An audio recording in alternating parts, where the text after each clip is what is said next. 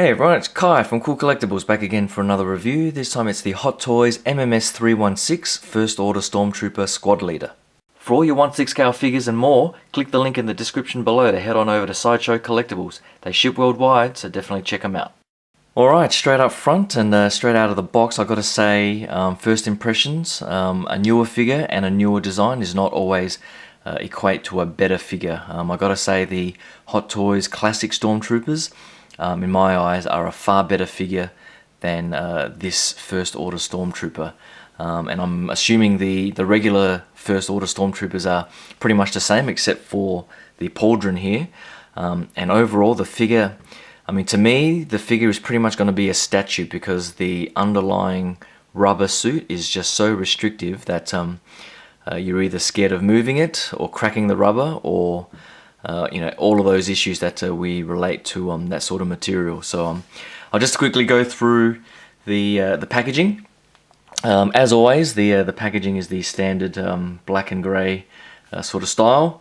This time it is the Sideshow exclusive, which again I'm not so sure how exclusive it is because I have seen it listed at other retailers. But get it while you can, I guess, if you're looking forward to the new movie.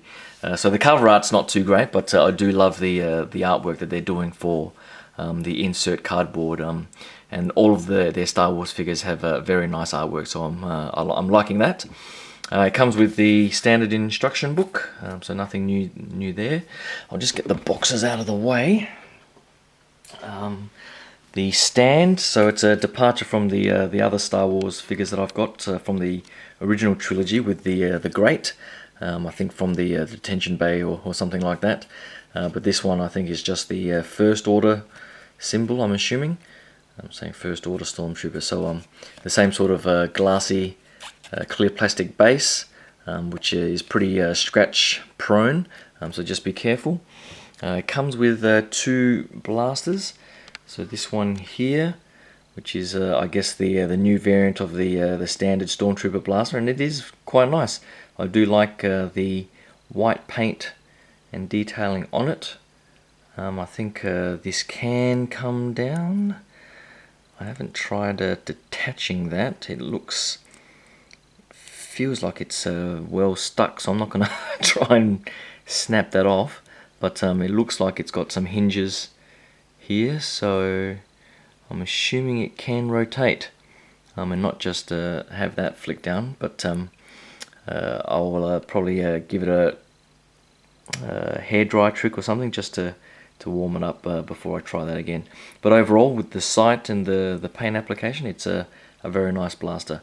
It also comes with a smaller blaster, which again is the same sort of high gloss white and silver paint, which again is very nice. And both of them have metallic magnetic feature.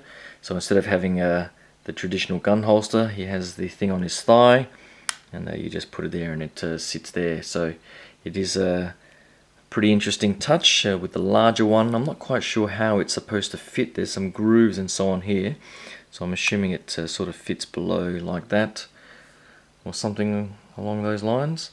So it'll be interesting to see how they use that feature when the movie comes out.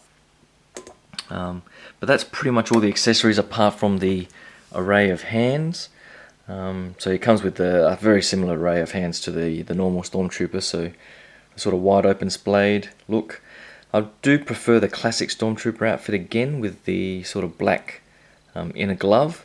This one they've gone with the white inner gloves. The detailing's still pretty nice on the mold and the paint application is good, but I do prefer the classic Stormtrooper, so you get all these variants. I've swapped them out already to the gun holding hands that you can see. So here's the right gun holding hand and the left. So the swap out was easy enough, and the armor parts didn't come loose or get too restrictive in the way. So the hand swap out is probably easier than the original Stormtrooper. But that's pretty much it for the accessories. I'll just grab the figure here. Overall, the detailing is very nice for a static figure. The detailing and all the attention to you know, the movie accuracy and so on, I'd have to say they've done a pretty damn good job. I do like the variant of the helmet and the evolution of the Stormtrooper helmet. People, you know, still think it looks a bit like a duck, and I guess I can see what they're talking about, but I don't actually mind it too much. The pauldron is definitely not removable. It's pretty much glued on there, so they're definitely trying to find their ways to not allow you to customize and get back to a regular Stormtrooper outfit, which is a bit strange for me. I don't see why they can't just have that as an accessory that you can pop the head off and just put that on, but I guess they're trying to make you buy as many of these figures as they can. The detailing the armor is pretty nice. So lots of detail here. So this on the classic Stormtroopers is a piece that you attach to the belt at the back, and this time it's I'm assuming it's a thermal detonator or something. It's glued on. The belt here is a separate piece, but it's not detachable. I do like the fact that the classic Stormtrooper has the Velcro, and you can just take it off and adjust it. But here, I think it's just, I don't know if it's glued on or something. I can't see anywhere where you can actually take it off, and they do warn you about not trying to take anything off. So unfortunately, it looks like everything is stuck on, and there's really not much play. So this sort of stuff really does hinder the articulation even more so than the underlying suit itself. The knee pads here are attached via Velcro. I haven't actually taken it off or anything like that. It seems fairly stuck on there.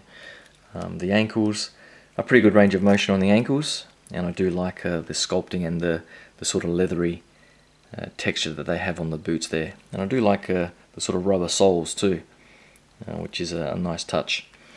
So overall, the armor and so on is pretty good. I still prefer the classic Stormtrooper style, which I'll probably grab it just to finish off the review towards the end for a comparison. But the worst thing for me on this suit is the rubber suit underlying. So you can see here it has the sort of fake leather suit, and all of these rubber parts are just sewn on. And you can get a glimpse of that if you take off this armor piece. But the rubber is so stiff that you're just always concerned about whether or not it's going to crack or not. So you can bring out the arms fairly wide. So these are just on little flaps underneath there, so they have a bit of play. And this one's probably a bit more restricted due to the pauldron.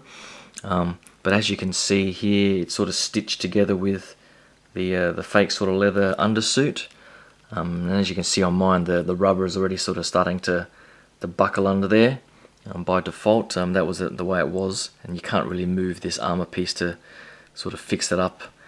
So I mean, the shoulder articulation is okay. Trying to move it forward and back isn't too bad, but the elbows are pretty tight. So you can so you can just hold there, and it is on a double joint, but as you can see, it starts to buckle the rubber and so on, and it will extend this. So I'm not sure if I'd be prepared to leave it in that sort of pose for any length of time, what with all the usual Hot Toys rubber cracking issues. The knees themselves also are pretty damn tight, so you can sort of bend it, but then you see it starts buckling away and sort of, you know, getting pushed into the armor and so on. So I'm not sure how long it'll last in that sort of position, and that's not even you know, a 30-degree bend maybe. So I'm definitely not going to be posing him in anything dynamic or anything like that. So it's a shame. The legs do splay out a little bit, but due to the suit here and the armor pieces, you really can't get him to bend his legs all that much at all. So the range of motion on this guy, unless you're particularly brave, is pretty restricted. I mean, even trying to lift this leg, it's hitting in this stupid thing on the belt here that is pretty much blocking its path up. So Overall, articulation wise, I would not rate this particular figure very highly at all. So it's pretty much going to be a static figure, just standing there to attention, I guess. And I'll probably have mine holding both the guns just to show those off. But I'll just grab the classic Stormtrooper and finish up with just a quick comparison. Hold on. Alright, so here the two Stormtroopers are standing side by side, and you just can't go wrong with the classic design. And I love how the undersuit is that fabric, really flexible undersuit, so lots of posability without any issues with cracking or concern of any of that material degrading. So yeah, I guess they might be movie accurate with that, but definitely not the choice for me. As you can see, the first order Stormtrooper is definitely looks like he's either packed on a few kilos, or they've really bulked up in muscle underneath, because they definitely do look a lot chunkier and a bit more stockier. So you can see that the legs are a bit shorter, a bit wider, and the whole torso, they just do seem to be a bit more robust, I guess, or rotund, or whatever the word you want to use for a bit fatter. So that's pretty much it. I think it'll be interesting to see how they play out in the movie. I guess some of the footage has been pretty good. So it'll really depend on how the movie goes, and how much I really like those figures. So just be careful of those ankles too. You almost toppled there. But that's pretty much it. I've got the Sideshow TIE Fighter Pilot and X-Wing Luke shipping out next week. So in a week or so, I'll have the reviews up for those. So hopefully you can subscribe and stay tuned for that. Thanks again, and I'll talk to you guys soon. Cheers. Bye.